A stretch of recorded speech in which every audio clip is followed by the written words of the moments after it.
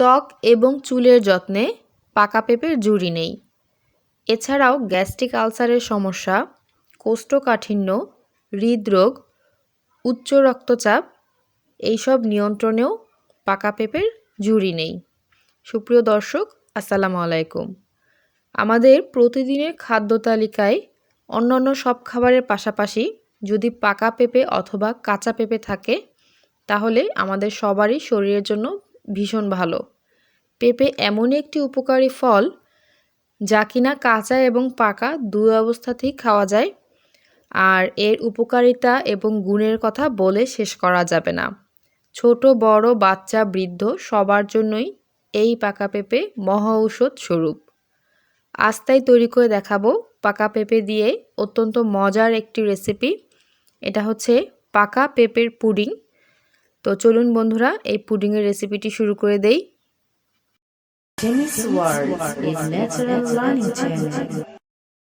পেঁপের পুডিং তৈরির জন্য আমাদের প্রথমেই লাগছে পাকা পেঁপে।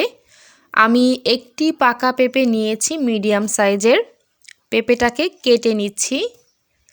খোসা ছাড়িয়ে ছোট ছোট টুকরো করে ছুরি দিয়ে কেটে নেব।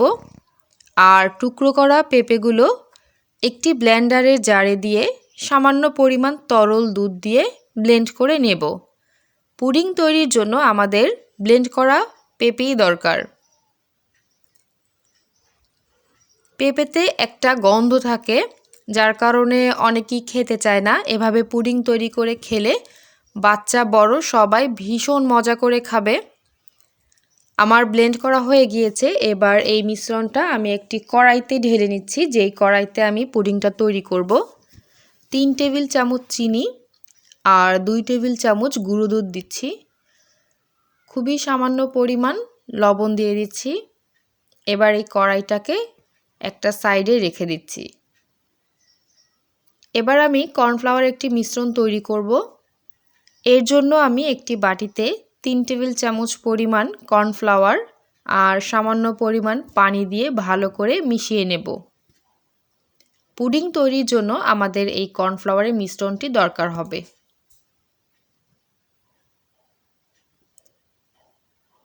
মেশানো হয়ে গেলে এই কর্নফ্লাওয়ারের মিশ্রণটি একটা সাইডে রেখে দেব।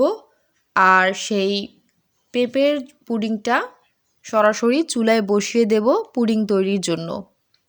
চুলার আঁচটা মিডিয়ামে রেখে অনবরত নাড়তে থাকব।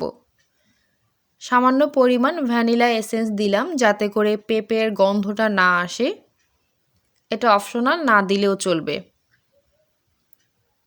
চুলার আঁচটা মিডিয়ামে রেখে অনবরত নাড়তে হবে। এছাড়া কিন্তু এই পুডিং তৈরির জন্য আর কোনোই কাজ নেই। একেবারেই কম ঝামেলায় এই পুডিংটি তৈরি করা যায়, আর এটা খেতেও ভীষণ মজার। অতিথি আপ্যায়নেও এই পুডিংয়ের জুড়ি নেই। প্রায় 7 মিনিটের মতো জাল করে এবার আমি কর্নফ্লাওয়ারে সেই মিশ্রণটি দিয়ে দিলাম। কর্নফ্লাওয়ারের মিশ্রণটি দিয়েও একটানা নাড়তে হবে, তা না হলে কিন্তু এটি জায়গায় জায়গায় দলা পেকে থাকবে। কর্নফ্লাওয়ারের মিশ্রণ দিয়ে আমি 5 মিনিটের মতো নেড়ে চেড়ে নিলাম। এবার ওঠানোর পালা। ওঠানোর আগে হাফ চামচ পরিমাণ ঘি দিয়ে দিলাম। এটাও অপশনাল, ঘিটা না দিলেও চলবে, তবে ঘি দিলে ফ্লেভারটা ভীষণ ভালো আসবে। যখন দেখব মিশ্রণটা অনেকটা ঘন হয়ে গিয়েছে, একেবারে থকথকে হয়ে গিয়েছে, তখন এটাকে আমি চুলা থেকে নামিয়ে নেব। পুডিংটা সেট করার জন্য আজকে আমি এই ধরনের প্লাস্টিকের কাপ নিয়েছি, তবে আপনারা চাইলে যে কোনো কাচের পাত্র বা প্লাস্টিকের পাত্র অথবা যে কোনো পাত্রেই এই পুডিংটা সেট করতে পারেন। আমি প্লাস্টিকের এই কাপগুলো নিয়েছি, এতে করে একটু দেখতেও সুন্দর লাগবে। এছাড়াও এক একজন এক একটা করে কাপ নিয়ে খেতে পারবে। কাপে পুডিং ঢালা হয়ে গেলে এই কাপটাকে একটু ট্যাপ করে নিতে হবে। এতে করে যদি ভিতরে কোনো ফাঁকা থাকে তাহলে সেটা ভরাট হয়ে যাবে আর ওপরটাও সমান হয়ে যাবে। এখন এই কাপগুলো ঠান্ডা করে আমি 2 ঘন্টার জন্য ফ্রিজে রেখে দেব পুডিংটা সেট হওয়ার জন্য।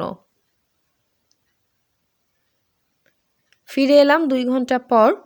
এরই মাঝে আমার পুডিংটা একেবারেই সেট হয়ে গিয়েছে। দেখুন কি চমৎকারভাবে পুডিংটা সেট হয়েছে। এটা দেখতে যেমনি সুন্দর হয়েছে, বিশ্বাস করুন এটা খেতেও ভীষণ ভীষণ মজার। বাচ্চারা বিশেষ করে খুবই পছন্দ করবে। আর এই পেঁপের উপকারিতার কথা তো প্রথমেই বললাম। কেমন লাগলো বন্ধুরা আমার এই রেসিপিটি? অবশ্যই আমাকে কমেন্ট করে জানাবেন।